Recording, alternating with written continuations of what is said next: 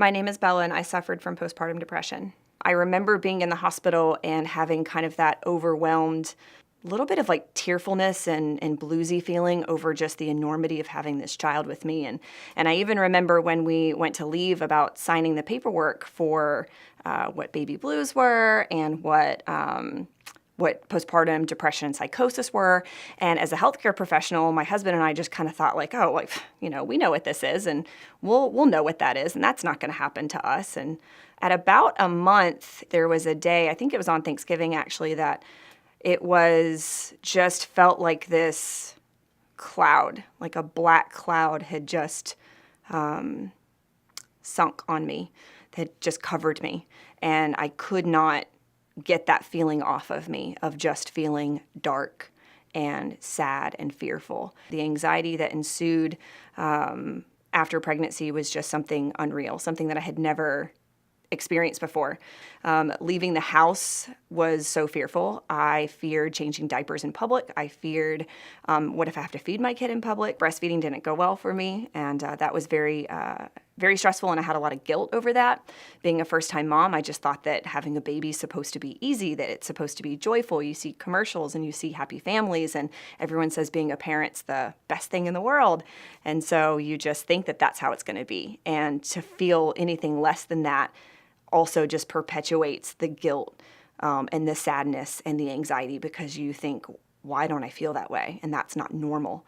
And so at about a month, I reached out to my OB and I tried a medication. I was desperate. I said, I don't care. Like, I can't feel like this. I can't function.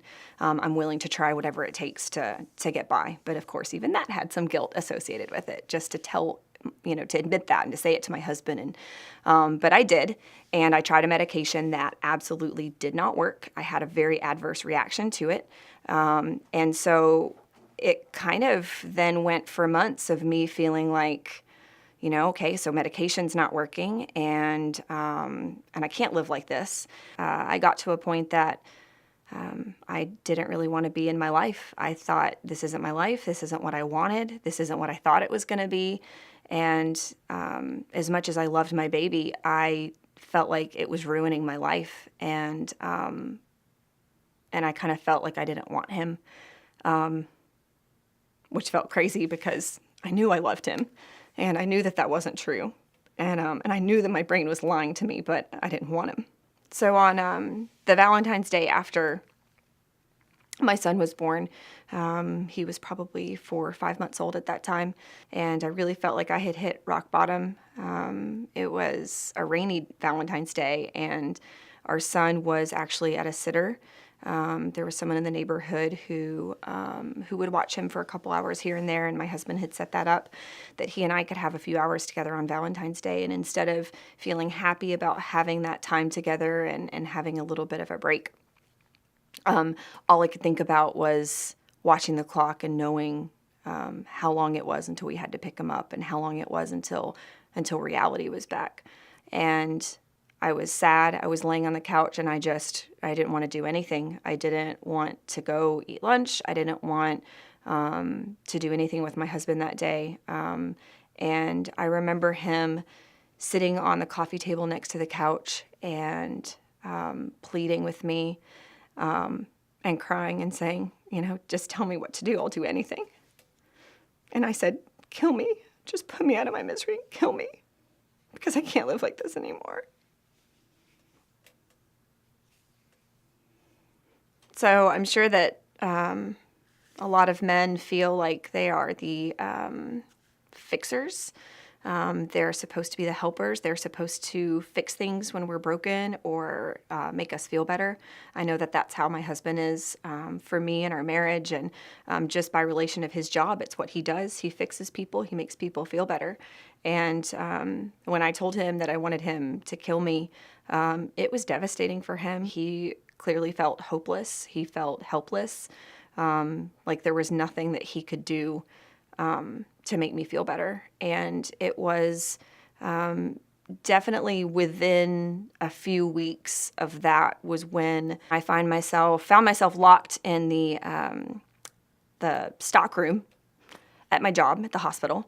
having an absolute panic attack and meltdown. I did not feel safe to be at work, and I had to leave that day. But my husband had found a psychiatrist, a local psychiatrist, and he said, why don't you try to call her? And he texted me, and I said, okay.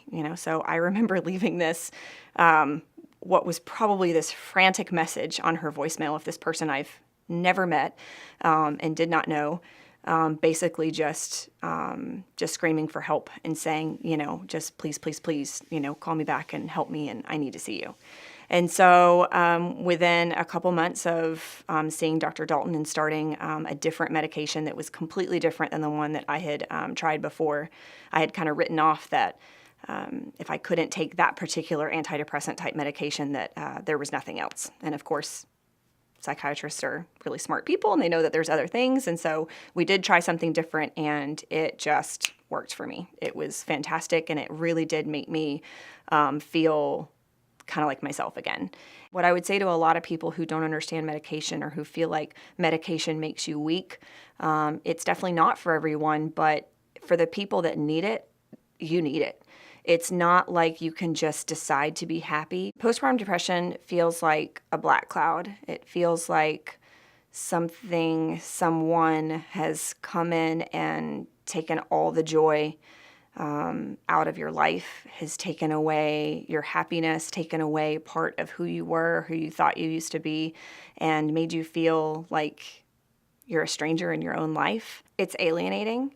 It makes you feel like you're alone. It makes you feel like no one else is going through what you're going through. You have it in your head that postpartum depression is something that maybe happens to people who are not like you.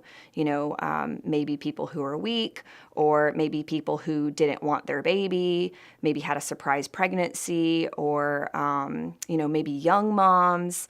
Myself being at the time 30 years old, I had a bachelor's and a master's degree. I had tried for this baby for a year. Like, all of those things in my head make you think that postpartum depression can't happen in that situation. Unfortunately, postpartum depression, it doesn't care how much money you make. It doesn't care what street you live on. It doesn't care who your friends are. It just happens, and it can happen to anyone. You're not alone. It doesn't last forever. It will come to an end at some point in its own time, in your own journey. And there are people out there like myself who know what you're going through, who know that you're a great mom, that you love your baby, that you love your family, and there's help out there.